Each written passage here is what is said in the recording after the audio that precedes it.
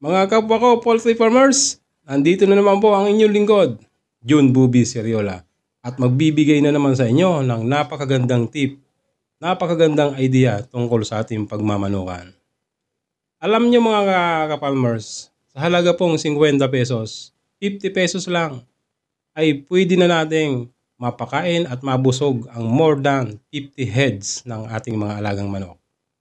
Yes mga ka-farmers, kaya kung gusto nyong malaman, tapusin yung panoorin ang video ito.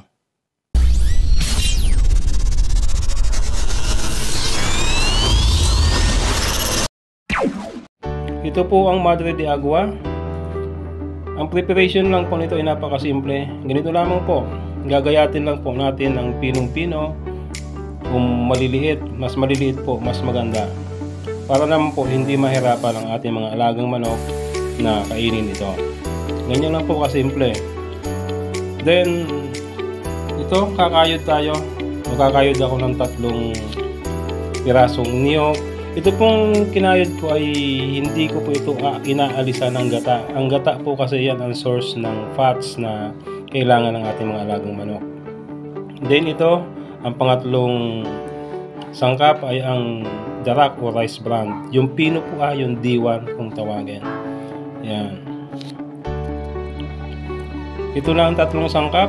Itong darak, Madre de Agua, at ang kinayod na nyog. Yan pong darak, yan po ang source ng carbohydrates. Then, ang Madre de Agua naman, yan naman ang source ng vitamins and minerals. Then, ang niyog ay source naman yan ng protina at ng fatty acids.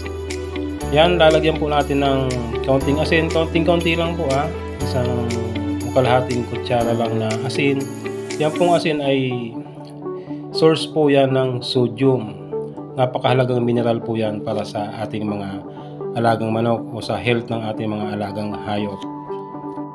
I-mix lang po natin ito ng maayos o haluin natin ng maayos para po ma-distribute ng equal ang mga sangkap.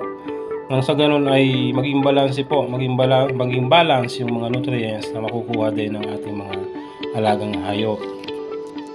Ang ganitong sistema po ay sobra po ang matitipid natin sa cost o sa gastusin sa feeds ng ating mga alagang hayop po sa ating paghahayupan.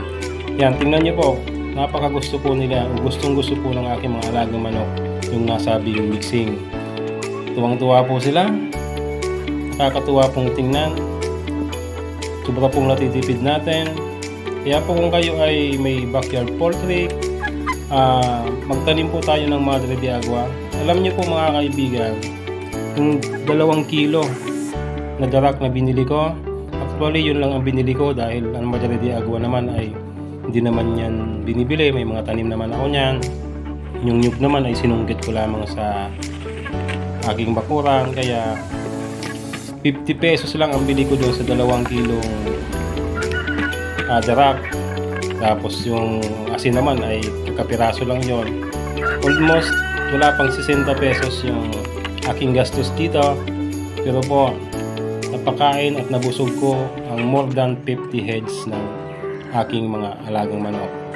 All in all po, ang mixing pong ito, 2 kilong darak, nagkakahalaga ng 50 pesos, 3 pirasong niyog na sinungkit ko lang sa aking tanim, then yung 4 na kilong ginayat na fresh Madre de Agua.